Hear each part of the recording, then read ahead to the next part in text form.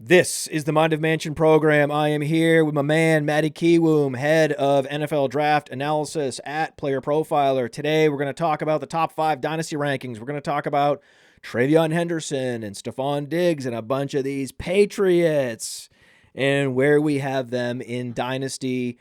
We're also going to talk rookies and a little Quentin Tarantino. So it's going to be a fun show. We have a lot of fun topics on the agenda today on the Mind of Mansion program.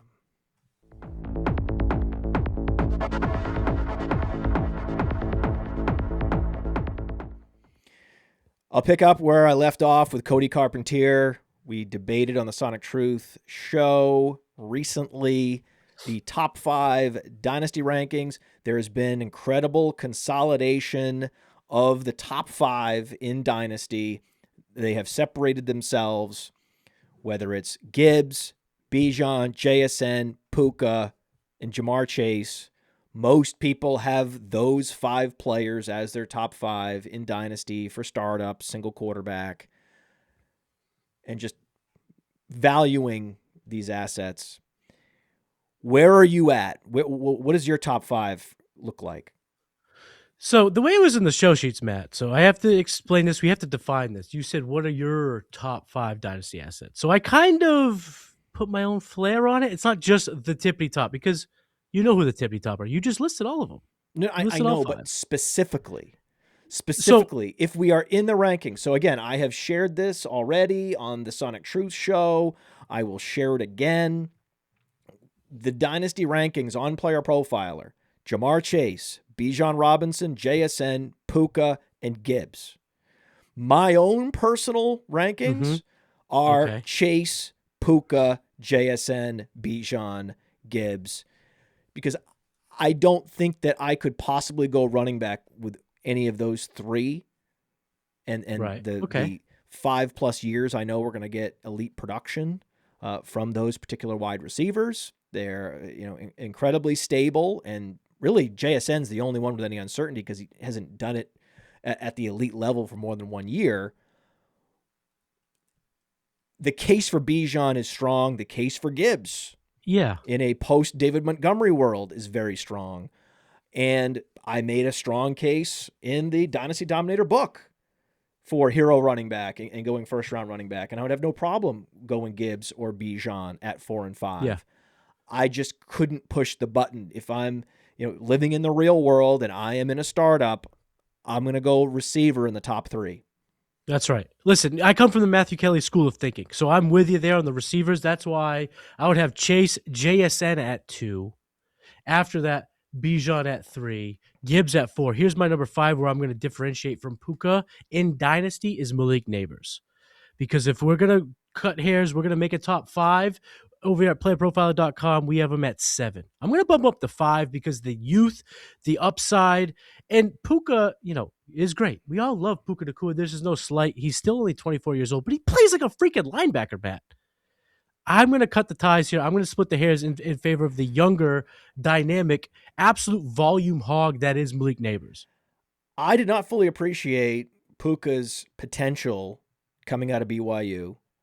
Very few people did. But I certainly didn't. I'll raise my hand. And now I'm like the biggest Puka apologist. You're making up for past non-Puka. You're over Puka now. I am absolved. I'm going to pot today. I'm going to of the sins, right? the Puka sage is strong in your office. I get it. Yeah, I get it. So that's what's happening. And Malik Neighbors, strong case there. I still would have Lamb ahead of Neighbors because Lamb is also just 26 years old, similar age to Jamar Chase, just 1 year older. Still has 3 years of a super prime left. And there is a probability, there is some chance that Pickens leaves. Goes elsewhere, yeah. Yeah, it's possible. I don't think he will. After what happened with T. Higgins, I just can't see it.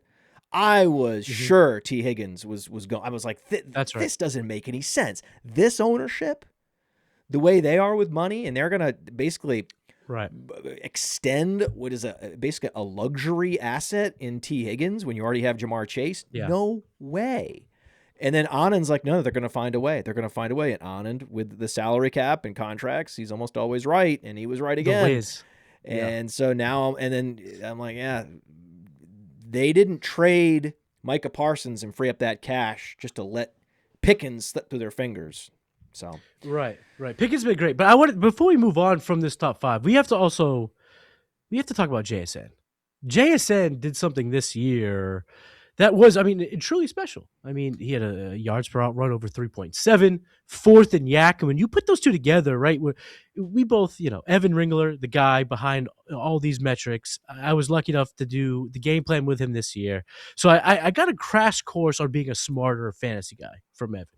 And he was telling me about metrics and how to put them together. When you put yards per out run together with yak, you get a guy that not only attacks, more yards per everything before catch, but then when he has the ball in his hands, he can run with it. JSN being able to do both of those was tremendous. And then this year, second in first read targets. Evan talked about the importance of being the first read when it comes to play design and confidence, earning targets second. But where I love JSN and why I have him at number 2 is, even though he had a ridiculous year, analytical profile was absurd. There's room for him to still be better, Matt. 30th, the Seahawks were 30th in pass plays per game, so they can always uptick the amount of passes per game. it's true. His catchable target rate was 22nd, which, when you're comparing all of these receivers, that's still good, but Darnold, could he get him to 17th, 15th, 12th? There's room there. And the thing that might there's room for Darnold to get better? Not necessarily, not better in terms of how we see Darnold, but can he get the JSN's catchable target rate from 22 to 18? That's not a massive swing, but it's a 4% difference. And when we're talking about a guy with 1,800 receiving yards, that's still some meat on the bone.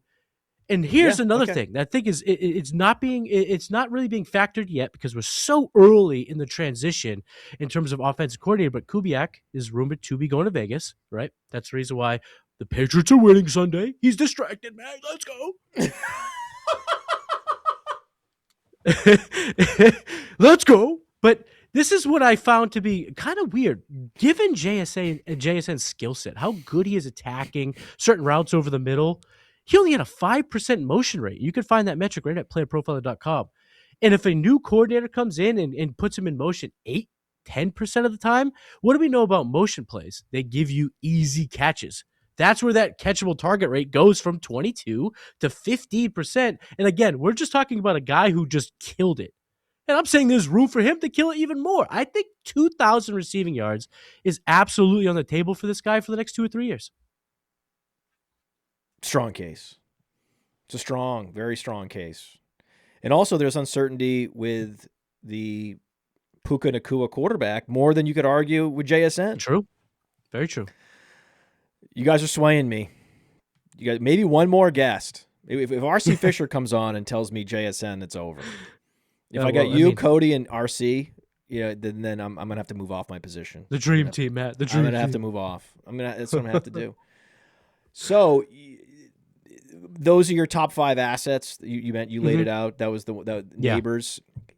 I love the Giants' offense. I'm bullish on Neighbors. Looking at the ADP in the early ADP, the Rabbit Best Ball tournament on Fast Draft. Do you have a code? Code Matty, right? Yes, sir. Code or game Matty. plan too. For me and Evan. Give a shout out to Evan too. Game plan. Okay, so game plan. Let's do it. The code is Game Plan or Matty on Fast Draft. Get you a $50 deposit match.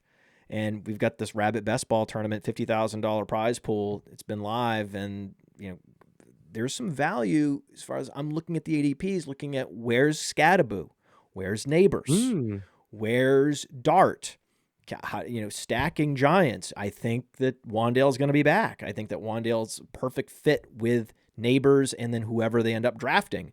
Maybe they draft Carnell Tate. I mean, it would be. I know it'd be a little bit redundant. I get it, but there's. I'm a big Carnell Tate fan. We're going to get into that. Yeah, we'll talk later about rookies. So I'm with you. with this. There's just so much potential here with this Giants offense. More offensive line improvements are coming. More weapons are coming. I mean, the health of Neighbors. I mean, what Dart was able to do without Neighbors, and just so impressive. You start to, I'm careful not to fully extrapolate JSN. I'm careful not to fully extrapolate Dart, but it's something to get excited about. And I see in these early drafts, all formats, dynasty startups, best ball, some value there. Absolutely. Definitely some value. Particularly on Neighbors, but also on Dart, also on Scatterboo. I think there's no way they don't commit to Scatterboo. Scatterboo already has the organizational commitment, and they're getting the numbers, by the way. They're getting the front office gets the numbers on how many jerseys are sold. There are a lot of Scatterboo jerseys in the New York metro area. Let me ask you this, because I would assume, I'm not in the room with Joe Shane. I'm not the GM, even though that'd be cool, Giants. You want to give me a gig? Yeah, give me one. Cool. Throw it out. They're obviously listening. The Mara family loves Might I Mansion. Avi, right? Avi. Yes. But if I were to pitch a coach, a head coach, to come play for come coach the Giants, Scatterbo is in my pitch. Oh yeah. So I Scatterbo, when healthy, is going to get the touches, and we'll talk about it later in the show. We'll talk about the running back landscape in the draft. There's not a whole lot for the Giants to do via draft that would put pressure. They're going to go into the season with Tracy and Scatterbo, and that's a damn good backfield. So when healthy, Scatterbo is going to be a fan favorite, fantasy favorite, Giants favorite. All right, so let's get into it with the rabbit, a little bit more about it right now. Let's do it. They say best ball hasn't changed in 5 years. Until the rabbit. Clean, easy, $50,000 prize pool that you can actually win. Show the ownership, show the exposure right there in the draft room. We're talking about a full best ball draft. 20-second time clock, takes 20 minutes. And use your host promo code or FAST for a $50 deposit match when you sign up. Now let's go start drafting faster.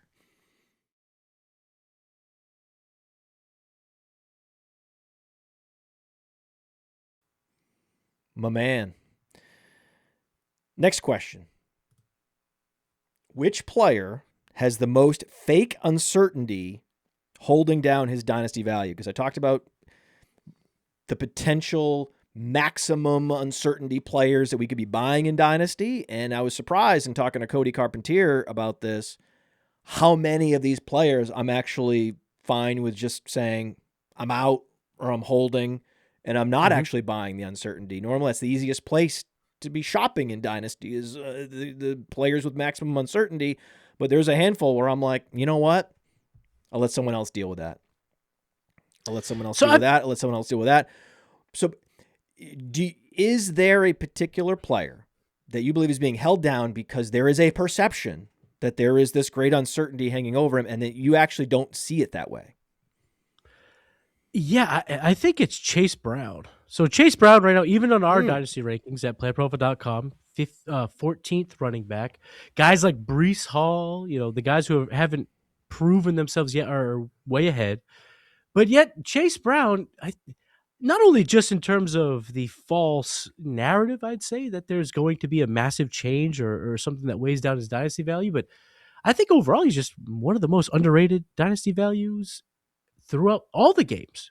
He's been electric for the Bengals back-to-back seasons with 50-plus receptions, 12,000 yards from scrimmage, double-digit touchdowns, and over these last 2 years, he's averaged 15 or more fantasy points per game. Now, when you dive into the profile, which, let's admit, this is Player Profile, of course we're diving into the metrics. This is what we do here.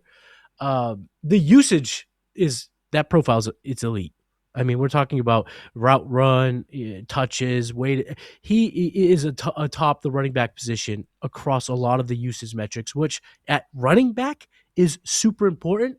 Yeah, his efficiency metrics are good. They're not elite. They're not the types that necessarily prove that he's one of the best athletes on the field, but usage, efficiency is good enough. I think that this translates, and I don't see there being a major change, Matt. Do you? I mean, it feels like now last year, the word on the dynasty streets was get rid of Chase Brown. They're going to replace him. They didn't. And I think that's being echoed again. So what are your thoughts? Do you think that is there a world, paint me a picture, Matt, where Chase Brown's not the RB1 of this elite offense in 2026? Yeah, we're talking about top 5 in routes run and 23.9% juke rate, evaded tackles per touch on Player Profiler. That was top 25. So he is creating yards on his own. Mm-hmm. He is getting out in space in the passing game, which is the most valuable place for running backs to operate. The best thing that can happen to a running back is they catch a screenplay and go for a touchdown. It's the best outcome you could possibly hope for in fantasy. And that's what Chase Brown can do. And they drafted Taj Brooks. They're going to bring in some veteran running back. They're going to do that. Is that guy going to be a threat to Chase Brown? No, not after 2 seasons where he was the clear primary back and he added value to the offense. I think that this is now locked in, that it's now the Chase Brown show, and draft with confidence. Yeah, he's in a situation where you mentioned earlier about T. Higgins, that we don't historically see the Bengals spend a ton of money, and they've already locked up their quarterback to a league-high contract, 2 receivers to record-breaking contracts for their prospective spots in the wide receiver hierarchy. They're not now going to invest any money or high-end draft capital in running back. It is Chase Brown until the wheels fall off, and he's still young enough where we could see another 2 seasons potentially at this production, and you're getting him outside of running back 1 prices. Just feels like a no-brainer. It just feels like we've put this narrative on Chase Brown that I don't find it to be all that, malleable. I don't think it's going to work. I don't think it's going to happen. No, you're not buying it. You're I'm not not buying it. You're not picking up what you're putting what down, the guys. sellers are selling on Chase Brown. No, I'm not buying it. I do like Taj Brooks. Right, Taj Brooks. He's a good compliment. Is a very good complimentary back, just like Ollie Gordon. Right? But is anyone saying, well, Ollie Gordon, he's so good, he's a 2,000-yard rusher, he's a killer between the tackles, pump the brakes on Achane? No one's saying that. No. Right? No. But I will say, though, Taj Brooks is exciting. He's the type of 6th-round pick that starts to make some noise as a sophomore. There are a bunch of these guys like Taj Brooks. There's Devin Neal, right? There's DJ Giddens. There's a number of these Brashard Smith, right? What's going to happen with the Kansas City backfield? It is wide open for a guy like Brashard Smith. So of the sophomore running backs heading into 2026 that have not moved the needle at all, who do you expect to kind of show up to camp in great shape, very comfortable, knowing their assignments, and just it'd be a completely just a different guy in 2026 than he was in 2025. There's always a couple of these running backs every year that make this leap. Who can you see doing that? You tickled it a couple seconds ago. Devin Neal. I think it's Devin Neal. So there's a number of factors that go into this decision, but let's start with the player himself, Devin Neal. Coming out of Kansas, I thought he profiled a little bit more like a 3-down back than he was drafted. I mean, 6th-round draft capital. You see it right there at playerprofiler.com. Looking at the profiles, it's clean. We don't talk about how clean these player pages are, Matt. So let's just give a second. These pages, phenomenal. That's why you go to playerprofiler.com. Anywho, oh my God, look at this ad that's on the site. Do you know why that ad is there? 60. You know what that is? Is that a hotel in Carmel? Dude, how did... We talked. You're man. insane. Your ability to process information and retain is really, really good. I actually don't remember whether it's either in LA or it's in Carmel. I don't remember exactly where, but I will tell the audience briefly, because we're gonna be getting into some mansion lifestyle elements in the show. Multiple. We talk about movies as well, but I'm gonna be flying to the Super Bowl. I'm gonna be in the press box with Billy Muzio. This is a bucket list thing. I'm going to do my absolute best to record and post to social media. I just have this standard where I'm like, I need to edit the video and it's got to be, I think I'm just going to put raw stuff out there from this trip. Yeah. I think I'm just going to do that. And so I'm going to try to record as much as I can, bring like a selfie stick. I have a Rode mic. I'm going to do my best to document this trip because we're flying to San Jose. We're going to the Super Bowl. And then I'm going to be going to Oakland for some business meetings. There's some investors that are in LA and are in San Francisco Bay Area, and I'm sort of meeting with them. And then, so that's why I have to go from San Jose to Oakland and then back down. How far can I get? I'm going to try to hit this like Redwood State Park that I've heard about. And I've not really spent a lot of time in that area of California. I've been to San Francisco once, and did like one little winery tour, and that was it. So I'm not super familiar with, I've never even been to San Jose or Silicon Valley at all. So that's going to be a cool thing for me just to see that whole area. Then taking that PCH route all the way down to some more, investor meetings in LA, and staying with friends on the way. So I'm not just staying in hotels, but there's a couple nights where, between the Airbnb that we have in San Jose and staying with friends and family, where I'm like, I'm actually going to be in this random place. I'm going to be in this random place. I'm going to be in Palm Springs. I got to drive from San Diego to Vegas for the FSGA conference. So I'm going to find somewhere near like Joshua Tree to stay. And so that's what I've been doing, trying to figure out this trip and plan this out. It's like the longest trip I've ever taken. I'm going to be by myself. I'm going to be just on the road, in this rental car, and just documenting it's a journey. What's happening. And it's I talked to Billy about it. He's like, he used to live in California. He's like, this is an incredible opportunity. You can't just fly to these two places and stay in hotels. You cannot do that. You need to rent a car. You should do this. You really should. And so he put the bug in my ear about this. Smart man. That Billy Muzio, rumor has it, smart man. Yeah, because normally you're like, oh, I got to do a trip, and it's mostly like business, and I got to go here and here, and this is the schedule and the agenda and all these things. And I'm like, but there are these open days. And so what do you do in those? Wait, I could be driving. Wait a second. This state of California has problems, but the geography is something that everyone can enjoy, right? Yes. I mean, the geography, other than the fault line, right? There's obviously a fault line problem. Different problem, different day, Matthew. Other than that, right? The World Series is canceled. Other than that, the geography of California is very special. So I'm hoping I can, being an East Coaster, just limited opportunities. And I thought, I think I got to do this. I got to do this. You're doing it right, Matt. We talked off air. So I think, leave it in the comments. Let Matt know. Hit him on Twitter. Hit him in the comments. I think he needs to jot down thoughts, because we all know the Podfather. We know how you think. Very unique. You got to jot down thoughts. This trip could be a book one day, my friend. With the way you look at the world and what you're going to see, you got to jot these things down. And I will say this too. Dude, old-fashioned. Gary V. Should I take like a pencil? Dude, get the little leather-bound notebook. Yeah. Have it smell of rich I could get a notebook with a pencil. With a quill pen. No, don't get crazy. But a nice pen. Write it down. Hey, da-da-da. This looked like yada yada. My day was ba-ba-ba.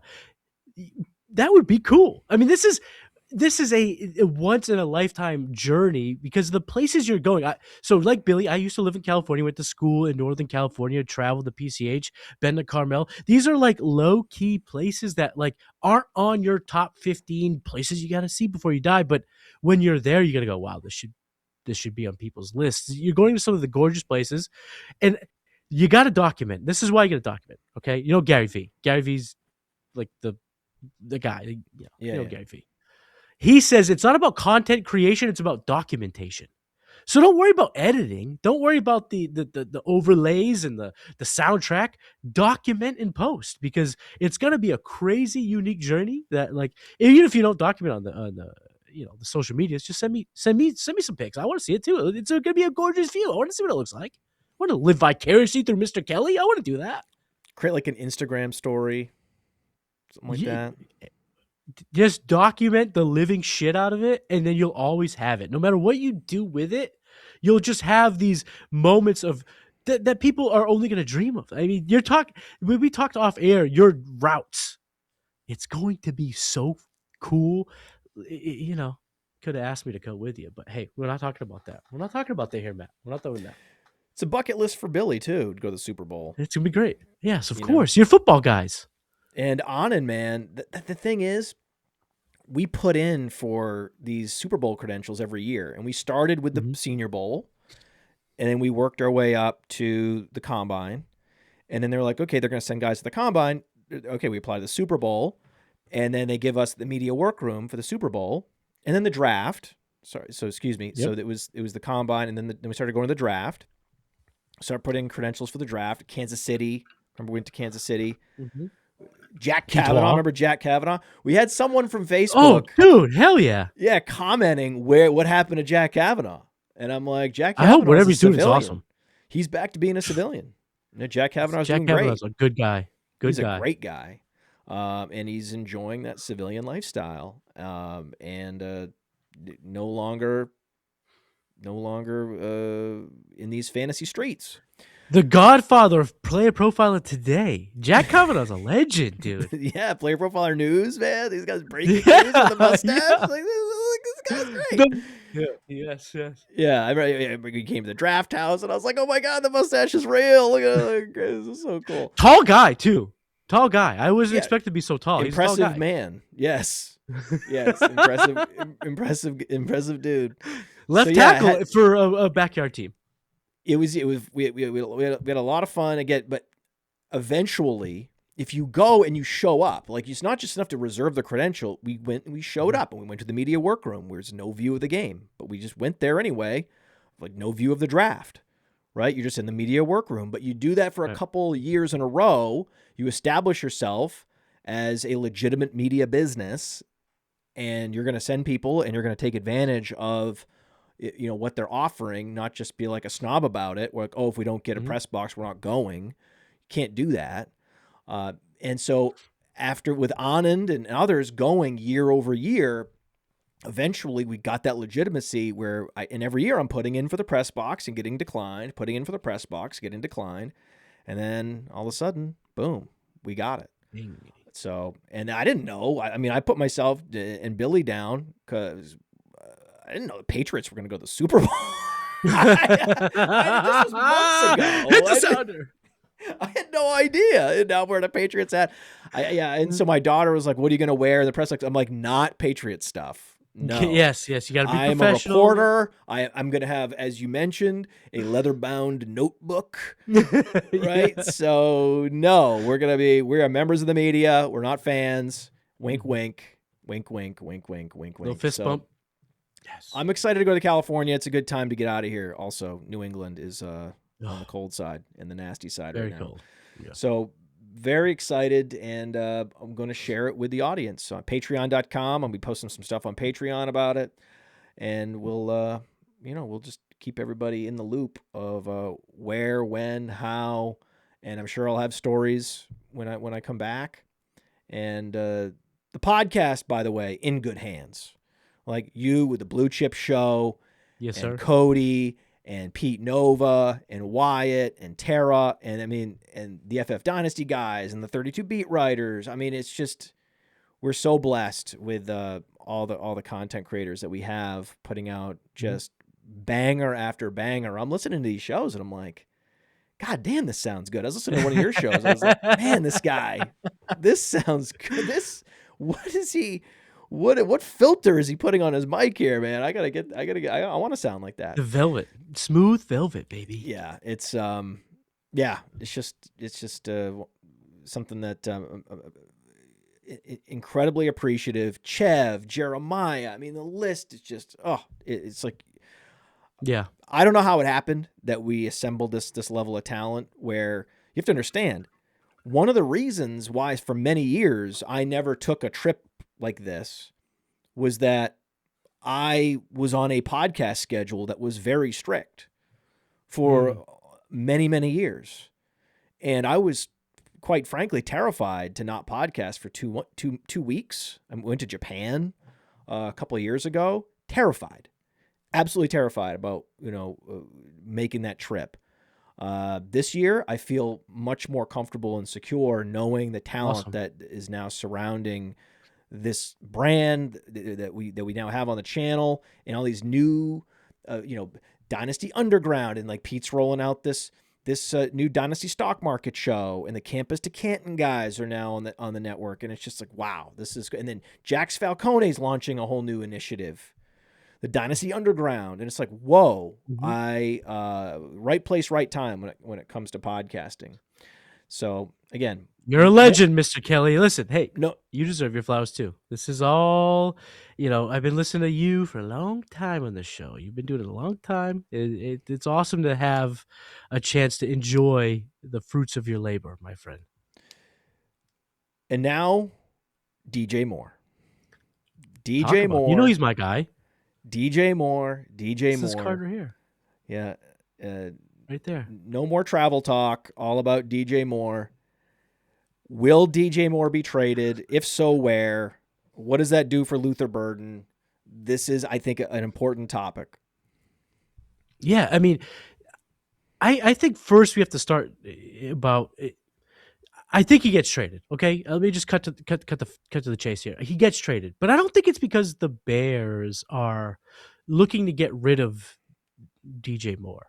I think that's a narrative that a lot of people are operating under currently, but I don't think that's what happens. I think he does get traded because I think the wide receiver market makes them take a deal. I think it's going to be a chance for them to really get some draft pick capital, or maybe a defensive player. I think the market for DJ Moore would be pretty strong. I think it could be very similar to the Stephon Diggs thing where he goes to Buffalo because they're like, we can't do this. We can't. Great analogy, Matt. We can't get better in the draft than Khalil Shakir. This is our ceiling as a front office. We can't figure this out. We get hoodwinked and bamboozled by the Keon Colemans every single time, and we pass on Ladd McConkey, and we're sick of it. And so they went through this whole cycle with Sammy Watkins.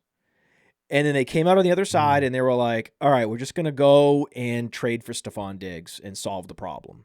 And it did. DJ Moore is not a Stephon Diggs level solution given where they are at their respective points in their careers, but there's plenty left in the DJ Moore tank. With a Josh Allen. Josh Allen match up really well on that team too. Basically, right. Be a big upgrade on Khalil Shakir. And I really have no problem with that particular offense having it primarily be flankers. You don't need an X receiver. In fact, he and Keon Coleman, they look great in practice and Hard Knocks, and then in the games, it just doesn't work. What you want with Josh Allen is to get players to, be able to move horizontally, clear out areas of the field, and these drag routes, these in-breaking routes, clear out areas of the field where they can bunch and then expand and confuse the defense. And then what happens? Oh, there's a running lane for Josh Allen to just get the first down and get out of bounds. When you have a lot of these crossing routes and a lot of these underneath routes and a lot of these intermediate routes, and you're creating a lot of confusion, as opposed to just posting up a Keon Coleman on the outside and having him go against the alpha cornerback in a sort of more of a static scenario, I like the option of them having these multiple flankers and a bunch of just like slot flanker profiles. DJ Moore's a baller too. DJ Moore has more of that. Like if you go back and watch all the big games for the Bears through the, down the stretch against the Packers and the playoffs, DJ Moore was that dude. They don't have that in Buffalo. But the reason why, I think he gets traded is not just because Buffalo needs him. Denver could use him in Stephon Diggs. He said Yes. he almost signed with Denver. Pittsburgh, Baltimore, those contenders all need a receiver, but on the inverse side of the draft order, Vegas could trade for him. They could trade the first pick in the second round for him So because Cody thinks he's going to happen. Cody thinks that Vegas right. They need they need a receiver that is very QB friendly. They don't have it. They could do it. Or Tennessee. Tennessee decides at 4, we're going to go offensive line. We're going to go defense. We need DJ Moore. DJ Moore's market is going to be so strong that the Bears are going to have to trade him in Buffalo. It starts there, man. We just talked about why. What about Stephon Diggs? Because Johnny Tuma is already there. Johnny Tuma is representing Player Profiler at the Super Bowl. So it's going to be me, Nick Del Duca, my podcast producer. Oh, yes, sir. Nick, yes, sir. Yes, because he's so basically Nick Del Duca played it perfectly. Nick Del Duca was our producer, and then he starts contributing to the news desk, and then I'm like, okay, first come, first serve from the news desk. Who wants to go to the Super Bowl? Johnny's like me, Nick's like me, and I'm like, all right, that's it, that's a wrap. Let's go, guys. You guys are with Anand, and so Johnny's talking to Stephon Diggs, and Stephon Diggs is talking about how he wants to be a Hall of Famer, how he has a long career ahead of him, talking like Larry Fitzgerald. And I was like, that's interesting for Dynasty, by the way, because I'm always looking for guys like Stephon Diggs to be that, fourth receiver on a very strong win now Dynasty team. Yeah, I mean, we've seen kind of a resurgence of these older receivers doing it past their 30s. Adams, Evans, Keenan Allen, Stephon Diggs. If you bought into these guys in Dynasty 2 years ago, you're still benefiting from what you probably traded at the time as a second-round pick. These older vets go typically for second-round picks at this time of year, and they still produce. Now, with Diggs, he still looks like he has someone left in the tank. I don't know. I know it can fall off quick. It happened for D-Hop, right? Kind of fell off quick. But this is a guy that just puts together 1,000-yard seasons, just did it for the Patriots, is going to be with Drake May over the next couple of years. If he puts together 2 or 3 seasons that look like 2025, he will be knocking on the door for a Hall of Fame vote. He will be. That's just how it is. You saw when the Vikings media staff interviewed the wide receivers and asked them all who they would not want their sister to go on a date with. I do. They all said Diggs, but like instantly. It was like instant. Oh, Diggs. They said, "Oh, Diggs." They're like, so who would you not want your sister? Stephon Diggs. And I'm like, you know what? None of this matters. For fantasy, for football, for gladiator spectacle, you want the guy that's going to be getting nasty and is that motivated and, okay, nasty, dirty guy. Like, he has a dirty mouth, right? He likes to get in there and battle, and sometimes that's what it takes, a guy that just loves football. And, yeah, there's going to be issues, intersections with law enforcement along the way, sometimes with some of these guys, but there's nothing we can do. If they're available in the player pool and they help you win, you have to draft them. And so it's we're not absolving Stephon Diggs of any of his behavioral issues that he's had in the past, but I care about the fact that his number one interest is going to the Hall of Fame, and how is he going to get there? Well, he's going to produce a lot for your dynasty team if he wants to get there. Huge. Yeah, like two more years. Like he's top 40 in receiving yards all time, but he's still behind current guys like Mike Evans, D-Hop, Keenan Allen, Devontae Adams, guys I just mentioned. So he has a lot of yards to catch up on. But there's a path. 3,000-4,000. Right, but if to your point, Matt, that if he wants to get there, he has to add 3,000 or 4,000 yards, and that would have to come in 2 to 5 good years. We want that in Dynasty. That's what we want. It's on the table for him.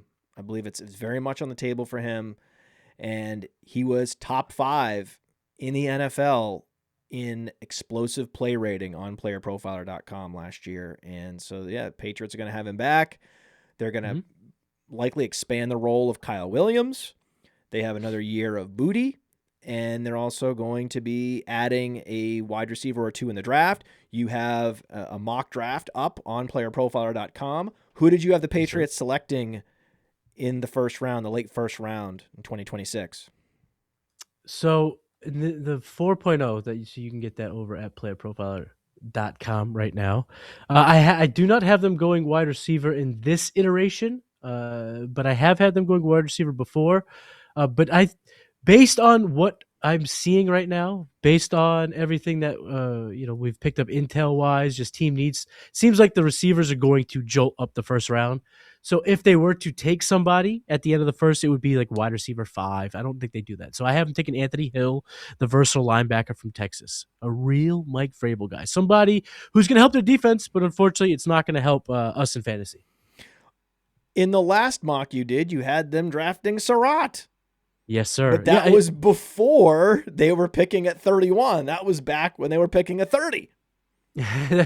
He's right in that range. I like a Surratt. I think a guy like that who doesn't necessarily wow you on tape with the athleticism, the speed, but he's just a gamer and he's a dog. And we all know about Cody Carpenter's dog rating, right? We all respect the dog rating that Cody does.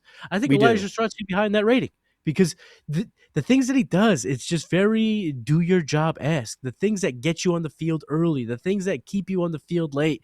So I like an Elijah Surratt. I just don't know if he makes it there. And even if he does make it to 32, pick 32 because they're winning on Sunday, I just see the too many needs for the Patriots to go receiver. But I think what we're talking about here, whether we talk about DJ Moore or the NFL draft, there are going to be good offenses that target receivers. There's a lot of good teams, Buffalo, Denver, Pittsburgh, Baltimore, others that are going to be very wide receiver needy, and the class isn't strong. The free agent class isn't strong. I mean, Alec Pierce might be the second highest paid receiver in this free agent class.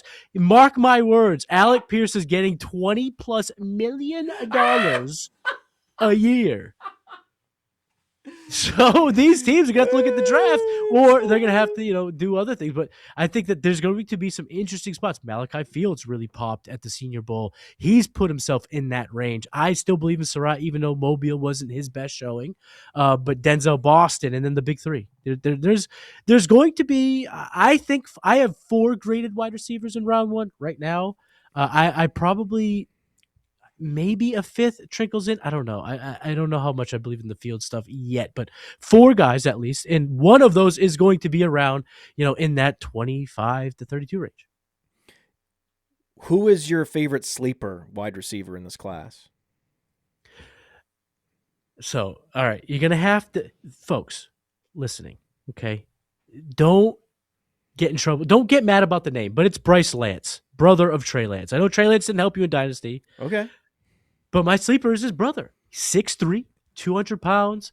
He's got that NFL bloodline. He's got that coursing through his veins. Even though Trey Lance wasn't the 3rd overall pick like we hoped he'd be, killed our superflex rookie drafts a few years back, but he's still in the league. He's a smooth athlete. I don't know if he's going to test as well as a guy like we just mentioned, Alec Pierce, who is an athletic freak.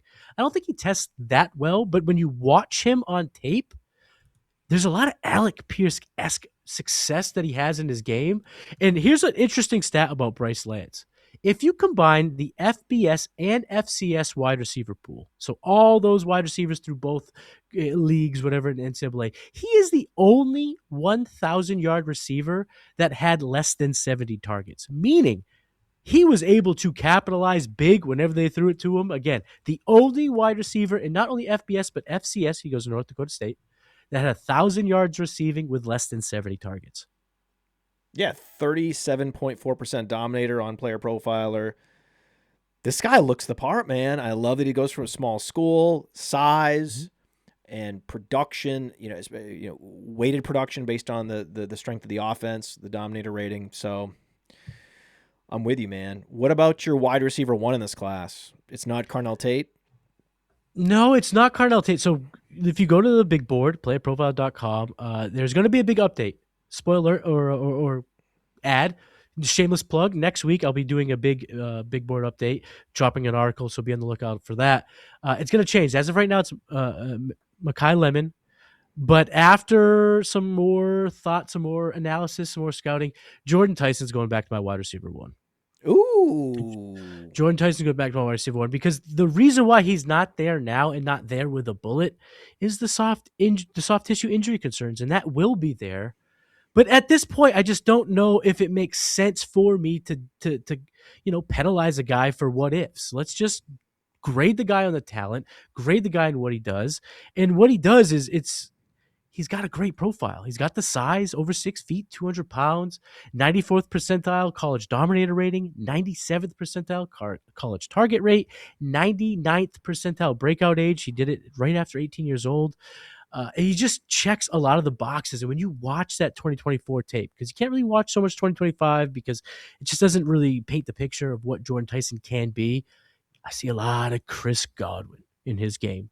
People are so quick to make him Deebo Samuel because they give him the ball behind the line of scrimmage and whatnot. But I don't know. When you watch him win, it looks very similar to Chris Godwin. If that's the type of floor he can present, and then he gets the round 1 draft capital, gets the top 20 draft capital, this is a guy that could see 100, 110, 120 targets his rookie season based on the situation. So I'm going to bank on that guy being the best. I like Tate. There's a lot of AJ Green in his game, but he's smaller, a little slight. I don't know if he has enough. Right. I don't know if he has that wow factor like an AJ Green. And I like Mekhi Lemon. He fits that archetype, but I don't know if he's fast enough. And I think throughout the combine, we see that be revealed, and that kind of hurts his status. And I just think at the end of the day, the draft is a flat circle. Cody and I always say it. And Jordan Tyson was the wide receiver one coming into the year. And I think when it's all said and done, he is the wide receiver one. So he will be my wide receiver one in the next update. That's the thing with Godwin and Samuel, yak monsters, right? Yak they have monsters. that sort Get the of ball. Pierre Garçon, Roddy White, AJ Brown profile where Yes, they have the center of gravity, the strong legs that can break tackles, and then they can accelerate, and it's the perfect recipe for yak in the NFL. And so you know that. You don't consistently, yak's not sticky year to year because it's very situational. You can one target that you break for an 80-yard touchdown could just break your yak metrics for the whole season. So it's not necessarily something you can count on year to year, but it is something where if you know it as a skill, then like we talked about, it's like getting separation and yak. Getting separation and yak. If you have one of those two skills, you're already so far ahead in the NFL. You're coming in. We know he's a yak monster, and yak is more innate than route running separation. So some of these guys, translate. They'll never be big yak guys. It's not possible. Mike Evans will never be a big yak guy. It's just not. He's not never built that way. And he can't learn it. So like you can't. Go ahead, teach Mike Evans yak. Be more elusive. Right, exactly. You can't do it. But teach Chris Godwin, how to be more crisp with his routes. If your starting point is yak monster, then you can develop into one of these super all-purpose, Roddy White type receivers. So that is the great call, I will say. We will get more into rookies, but before we talk about, there's one more player, a Patriot, I want to talk about because I'm very intrigued by him. I see huge potential, but just in the last couple games in the playoffs, seeing the Patriots reverting so hard back to Stevenson, I'm not sure what to expect in terms of the opportunity share for Henderson. Are you concerned at all? Travion. Where are you with Henderson? Because to me, he's very enigmatic. I am not concerned. So what I suggest all our Dynasty players out there, all our managers out there to do is go to www.playerprofiler.com. See at that search tool, type in Jahmyr Gibbs. Go ahead and click on that profile. And what you will find is a player that looks a hell of a lot similar to Travion Henderson. Similar size, similar athletes, similar situations in their rookie year, similar rookie production. Now, I will say that Jahmyr Gibbs obviously had the round 1 draft capital and was, a little bit more efficient in the metrics, but it's real close. So for me, I'm not going to get worried about how it came about his rookie year. What I care about for Travion, he had 1,100 yards from scrimmage. He scored double-digit touchdowns as a rookie. He was drafted as high as he was. He is a good player. He's a super athlete. I'm just going to bank on the things that are tangible, that are in front of me. I don't want to bet on the fugays and the what ifs. Let me bet on what's real. This kid's a stud, and it might start in the Super Bowl. So if you're playing Dynasty, it's a 365 endeavor. Make trade offers today, because if he has a big Super Bowl, which he could, remember what he did in the national championship 2 years ago? That screen pass set the tone. That's the player he is. So why fit a square peg in a round circle? Why make this game more difficult than it has to be, Mr. Kelly? Let's target the good athletes that did it on the field, who were drafted high. Do yourself a favor. Do yourself a favor. Pull up Fast Draft right now. Do it, Matty. Pull it up on your phone. I'm doing it right now. And go to the DFS section and look for the Super Bowl Super Slam. And you pick 6 guys for the Super Bowl. It could be 4 Patriots and 2 Seahawks, right? You could go Walker and JSN and then 4 Patriots. That's a common build. There's a lot of common builds. What's not that common is Travion Henderson in lineups. When I looked up and I saw that more people were selecting Hunter Henry than Travion Henderson, I thought, ooh, this is interesting. This is a $5,000 prize pool. There's hundreds of entries in here. You got to get a little bit upside in at lower ownership, and Henderson looks to be a great option in the Super Slam in particular.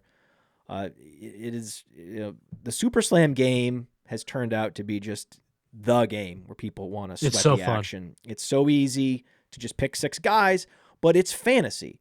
Like, it's not a pick'em game. It's fantasy. And there is a level of skill in that maybe there's not a salary system. We just say no to salaries, but there is the ownership, and you can use the ownership, because that's ultimately what people are doing in DFS, is guessing on the ownership, but they're really basing their decisions around what they think the ownership is going to be. So we just said, we'll just show the ownership. If you're going to be decision-making based on that, we'll just show it. And then we have the boosters. You can put him in the boosters. Am I saying you need to put Henderson in the boosters? Well, you make that decision for yourself. If he's low enough owned, just having him in your lineup at all is edge. But if a guy is, let's say a Diggs, where it's like, okay, I think he's going to have a huge game based on his EPX from this year and the things we've talked about.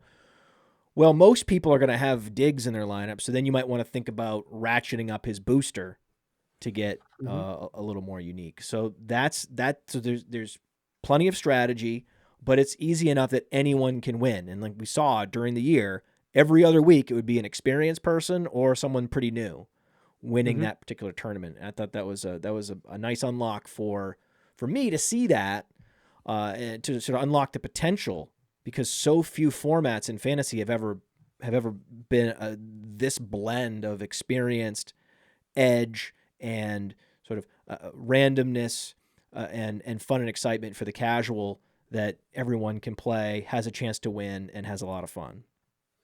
I love playing the games each week because of, like you said, the game used to be take a guess, make the salary fit, and take a guess. And now you have all the weapons at your disposal. It's like, how good are you at this? Because what ends up being the difference in a given week, you could pick Puka and JSN and CMC. You can get all 3 in your lineup. But which one does the best? Because that's the guy that you need in the first booster seat. That's who the guy you put in the first booster is a big decider. You have to put you have to test your skill. You have to put not only your season-long knowledge to the test, but your weekly knowledge, the matchup, the weather. It's so much fun. It really does provide such a sweat. I love it. We actually had our first tie at the top of the standings last week, or the last week that this ran, the divisional round. And I actually think that because there are so many options, particularly on the Patriots, that could score, that could exceed expectations, that it's and the last playoff round was just so chalky. Oh yeah. Yeah, It was like a chalk fest. Everyone's piling into the Rams Seahawks game, and the top players are the ones scoring all the fantasy points. It was like, all right, this is like the perfect storm for chalk, with the blizzard hitting the other game. Whereas, even though this is just one game, it's a lot easier to see a unique winner who not only picks the right guy in their top booster, but also picks the right sleeper. Right. So if you just do those two things, if you can get the right sleeper and the right sort of top scorer, you're cooking with gas. That's right. That's how you make some money. That's right. That's right. Now, question. Mendoza. All right, I keep straying back to the rookie talk because it's just, you're so good at it, and it's the thing that's top of mind all of a sudden. It's like, yeah, the Super Bowl, but like we're sort of already in rookie mode.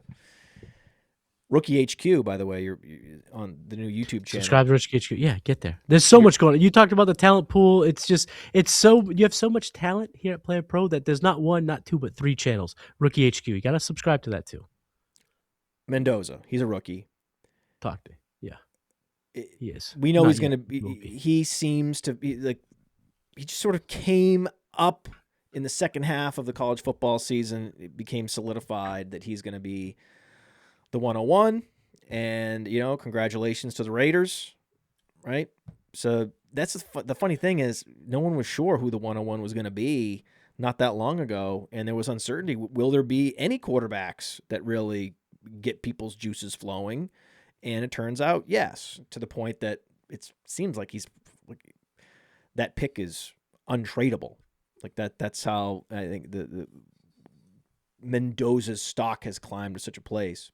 It's fun to see. In. It's really fun to see. Yeah, I love this late bloomer to actually save the class is really what he did. Can you imagine if like he tore his ACL or something in October? Oh my God! This class would be, oh my God! It really would be a horror show.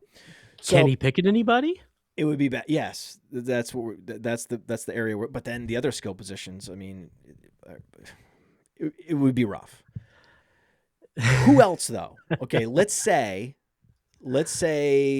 there was no Mendoza in this class. Mm-hmm. He goes back to school, whatever it is, whatever fictional scenario. Yep. Who do you think? Who would you circle as a potential star quarterback? There's one option. Just one guy, maybe not a first rounder, but a guy that could be the next Prescott or the next who? I don't see any of that. So for me, it's Ty Simpson. It's the number 2 quarterback in the class. He has the chance to go round 1. Seems like he will go round 1. He's got a good enough athletic profile. I kind of see some Bo Nix in his game, not the polishedness that Bo Nix brought. I mean, Bo Nix was, he played 78 games in college before coming out. This is not the type, but he has been around for some time. He didn't start all these years in Bama, but he's been in the program. He's been Bo getting Nix better. Was kicked around. Everyone, including Denver, was making excuses to not draft Bo Nix. Well, Bo Nix, don't forget, it was the 6th quarterback taken in that class. That's just how good the class was, but he wasn't the 1st, 2nd, 3rd, 4th, or 5th option for NFL teams. He was the 6th option to play quarterback. So I don't think it's a lofty, but the archetype overall is like an Alex Smith. Good enough athlete, smart enough quarterback, good enough arm, throws enough anticipation, can throw off platform, isn't necessarily ready to start right away like Bo Nix, but if he goes to the Rams with McVay, starts, gets a sit a year, goes to the Cardinals, gets a sit behind Jacoby Brissett, I think there's some development there. I think he could be a star. The problem with this QB class, though, Matt, is that they're just, you want to paint a picture where Taylon Green is exciting, but do you like Joe Milton in Dynasty? You want to paint a picture that Garrett Nussmeier can do something, but he has a degenerative knee issue. I don't know if he ever gets to be even a Brock Purdy and have that opportunity. There's just such a lack of excitement in this QB class. I think the floor might be okay for us fantasy gamers for some of these guys after Mendoza, but the ceiling is just so capped. And the guy that I see is the guy that could start, could be a franchise guy, will get the round 1 draft capital, could go to a situation that's very advantageous for his skill set. So for me, it's Ty Simpson. There's a lot of talk about, the Vikings could have had Bo Nix, right? Yep.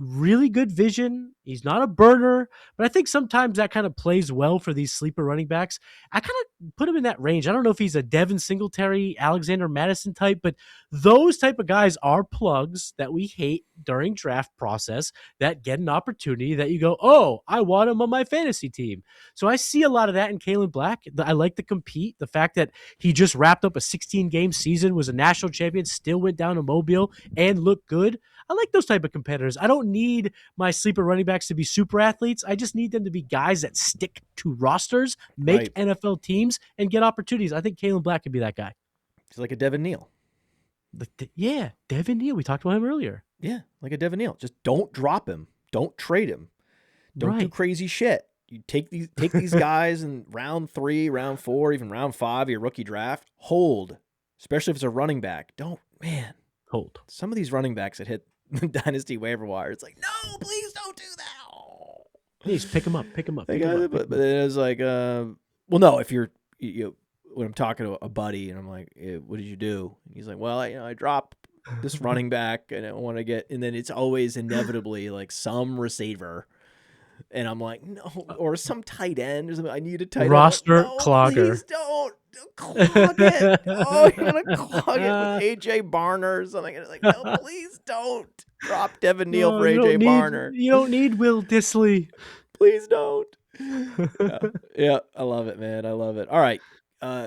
Who is your truther? Give me a guy that you are not dropping. I think Taj Brooks would be one. I guess, well, Taj Brooks, second-year guy. I'd rather you go with a third or a fourth or fifth year guy in terms of a real truther where you're like, okay, I haven't seen anything for a couple of years, but like Alec Pierce was someone's truther, right? And it finally happened. So there's guys. Who's one of your guys? Cedric Tillman. I'm going to be a truth for Tillman.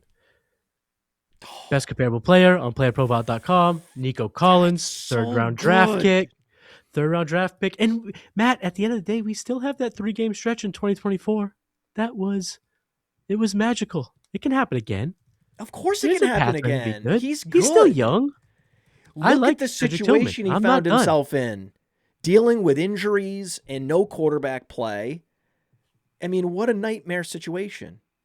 And I feel like he sidestepped like some of Shadur Sanders' better games just based on injury and availability. Super athlete. Which has been his problem. Yeah, number 8 among 81 wide receivers in his draft class, in the 2023 draft class. And yeah, I mean, 2023 draft pick. I understand it's now been 3 years and Nico Collins broke out in year 3. Mm-hmm. This is why we truther. There's plenty of guys that broke out in year 4. It's not like the longest list, but there are a good number. And if I'm rationalizing, man, this guy really fits. Cedric Tillman. Tilly up. I mean, listen, this guy's athlete, good situation. And the situation can only get better, right? Whether it be in Cleveland or elsewhere, he could go to another team, get an opportunity. He's got the size, got the athleticism. He's not going away. So I'm not getting rid of him in my deepest dynasty rosters. I want to hold on, keep him in the back end of the roster. And what are the Browns going to do? Right? The Browns have a lot of work to do. They're not going to prioritize wide receiver yet. Now is not the time to be prioritizing wide receiver. So he's going to have at least a year in 2026 to get plenty of touches, plenty of targets, flash, right? And just I like it. I love that. I love that profile. There's a lot of upside there if that guy with that profile hits, and he has the ability. I agree with you. So I'll get you out of here. Give me a bold prediction, my friend. Bold prediction for whatever you want to predict. Whatever you want to predict. Go with it could be a season-long prediction, could be a dynasty, whatever you want to predict. Go ahead and predict. I'm going to build it up. So I'm going to talk about a player that last year finished the season on fire. 3 straight wide receiver 10 games. Last year, he was 5th in targets, 5th in first read targets. We talked about why that's important earlier in the show. 4th in dominator rating. He had a yards per route run over 2, but he was first, Matt Kelly, in unrealized air yards. I'm talking about Chris Olave. And Chris Olave will be not just a wide receiver 1, but the wide receiver 1 in 2026. Hey, I want to thank you for being part of this broadcast. If you have any thoughts on it, leave a comment. If you enjoyed it, make sure you leave a like. And if you want to see more shows on the Player Profiler channel, subscribe to it. That's how we know you want more.